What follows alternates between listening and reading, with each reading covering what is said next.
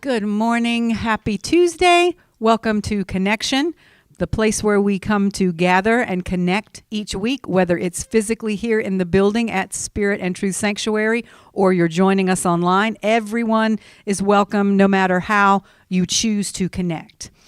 We will begin today with our devotion, which we will prepare our hearts for by saying together our prayer of surrender. Spirit of truth, carry me where you will. Bring to me what you will. Take from me what you will. Awaken in me what you will. The Christ man is around me. The Christ mind is in me. The Christ power flows through me. And the Christ mystery exists as me. I believe it. I perceive it. And now I receive it.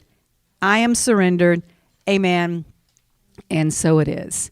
All right, the title of our devotion today is Poison or Promise, speaking specifically of the Bible. Let's say the affirmation together. Today, I choose promise, freedom, liberty, and peace, and my study of the Bible and other holy books will not lead me toward poison, enslavement, or restriction. Okay, notice that phrase that was used here, I choose. That's going to be a big part of the teaching later on. And what it's basically saying is, look, here are the things that I value: freedom, liberty, and peace, and I would add to those love. And any information in any holy book I read, the Bible included, that doesn't lead me to those things or that doesn't promote those things in my life, I don't accept. Or in other words, I won't allow the rigidity or the restrictive nature of some of the material in these holy books, including the Bible, to poison my mind against those principles that I value.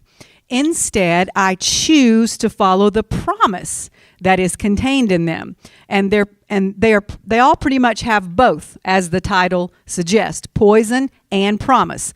All religions and the writings associated with them are a mixture of both holy words and precepts that were inspired by Spirit, by God, and the words of the men and or women, mostly men, who wrote them, which are interpreted through their individual and cultural filters and biases and life experience. The particular story that the devotion uses as an example of this is a debate that occurred in the mid-1800s between two civil rights leaders in the movement to abolish slavery, Frederick Douglass and a man named Henry Garnett. Garnett was in favor of sending Bibles to the Southern slaves, but Douglass opposed this idea and even went so far as to call the Bible a book of poison due to the fact that certain passages in it seem to support slavery. So about halfway down in the first paragraph of the text, it says, "Is the Bible a book of promise or poison? Does the Bible foster peace or build a prison? Is the glass half empty or half full? It teaches equality and promotes slavery. It envisions an egalitarian society while it simultaneously speaks degradingly toward women. Wow, how complex and contradictory." So how do we decide?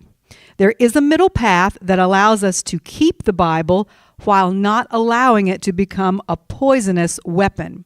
This path involves rightly dividing the word of truth. And then he references 2 Timothy 2:15, and I guess I just gave away the fact that it was my brother who wrote today's devotion. He continues, "The difficult reality is that the Bible is full of both promise and poison. The same Bible that delivers us is also capable of imprisoning. So, we must leave the debates of biblical accuracy knowing that we can prove, or I would add, disprove, just about any philosophy by how we use and manipulate certain scriptures. If reading the Bible is not about accuracy, then perhaps it is about presenting us with a mirror or revealing to us our personal consciousness. The question is no longer simply who or what is right or wrong, but rather, why are you attracted to specific teachings or specific parts of it? So as I said a couple of weeks ago, you can find and justify anything in the Bible and with the Bible. And you can tell a lot about a person by which scriptures they choose to quote or cite on a regular basis. Some people are always drawn to the verses about sin and judgment and punishment and wrath, while others are always drawn to the scriptures about love and peace and mercy. It's all in there, and each of us gets to choose what part of it we want to focus on.